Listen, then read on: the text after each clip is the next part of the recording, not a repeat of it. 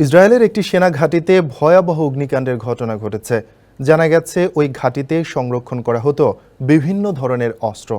প্রয়োজন অনুযায়ী দেশের অন্যত্র পাঠানো হতো সেই সব আগ্নেয়াস্ত্র।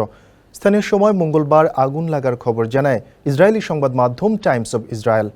স্থানীয় সংবাদ মাধ্যমগুলো বলছে, ঠিক কিভাবে এই অগ্নিকাণ্ডের ঘটনা ঘটল তার সঠিক কারণ জানা যায়নি। এটি কেবল দুর্ঘটনা নাকি নাশকতা সে বিষয়ে কিছু বলতে পারছে না স্থানীয় প্রশাসন। টাইমস অব ইসরায়েল জানায়, আগুনের কারণে সেখানকার স্বাভাবিক কার্যক্রম বাধাগ্রস্ত হচ্ছে। এছাড়া পূর্ব সতর্কতার অংশ হিসেবে আশপাশের অবকাঠামো থেকে সরিয়ে নেওয়া হয়েছে সাধারণ মানুষকে।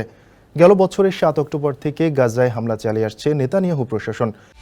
একমাত্র ওয়ালটন এসি দিচ্ছে 1 বছরের রিপ্লেসমেন্ট গ্যারান্টি এবং কম্প্রেসরের 10 বছরের গ্যারান্টি। এর প্রতিবাদে লেবানন থেকে ইসরায়েলের বিভিন্ন শহর লক্ষ্য করে হামলা চালিয়ে আসছে সেখানকার প্রতিরোধ যোদ্ধা হিজবুল্লাহ। তবে তেল আবিবের এই ঘাঁটির অগ্নিকাণ্ডের সঙ্গে তাদের হামলার কোনো যোগসূত্র রয়েছে কিনা তা নিশ্চিত হওয়া যায়নি, কারণ ইসরায়েলের এসব ঘাঁটি শক্তিশালী আকাশ প্রতিরক্ষা ব্যবস্থা আয়রন ডোম দিয়ে সুরক্ষিত। প্রতিপক্ষের ছোড়া রকেট অথবা ক্ষেপণাস্ত্র সেখানে পৌঁছানোর সম্ভাবনাই নেই। এছাড়া লেবাননের সশস্ত্র গোষ্ঠী হিজবুল্লাহ সেখানে হামলা চালিয়েছে এমন তথ্য পাওয়া যায়নি।